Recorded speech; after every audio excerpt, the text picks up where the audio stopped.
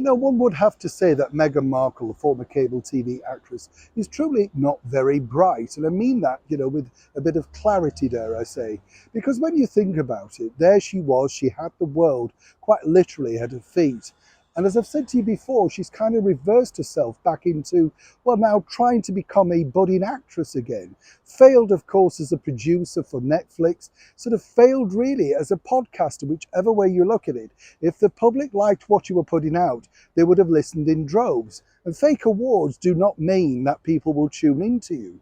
But now there's a bigger story emerged, and it's fascinating really this, because you can understand now exactly why senior members, including His Majesty the King, have literally drawn a line under the Markle era as it's described internally. As ever, let me explain. Hi, good morning. Neil Sean here. Nice to see you. I hope you're well, whatever you're doing today. By the way, thank you for your lovely comments regarding that very quick moment we mentioned Christine Keeler. I didn't realise Christine Keeler was so popular, or should I say notorious, over in America. You forget about that because, of course, it was a very British political sort of downfall, wasn't it, in the 1960s. But apparently, a lot of girls out there, who were very young at the time, were very impressed by the fact that she stood up for herself in that court of law. And I think everybody was. And as I said, when I met her, a few years back now, I thought she was a wonderful lady, actually. And everybody changes over the years, don't they? You mature, hopefully, you develop, and you think you wouldn't do that again. And that was my surmise about Christine Keeler. But thank you. Lovely to have those comments. Back as ever, though, to your breaking wall story of the day.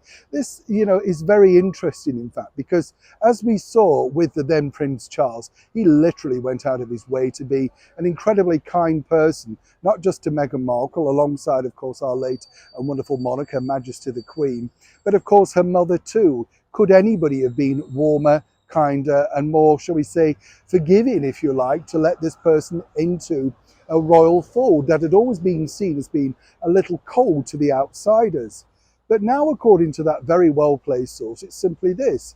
When Meghan Markle decided, very publicly I might point out, to spurn the very gracious offer to attend His Majesty's coronation on May the 6th this year, that was truly it. And really, I can tell you this, until the 11th hour, they had no real idea whether Harry was going to turn up alone or indeed with wife. Now, the bottom line is, as we know, Meghan allegedly had to stay behind to look after the children.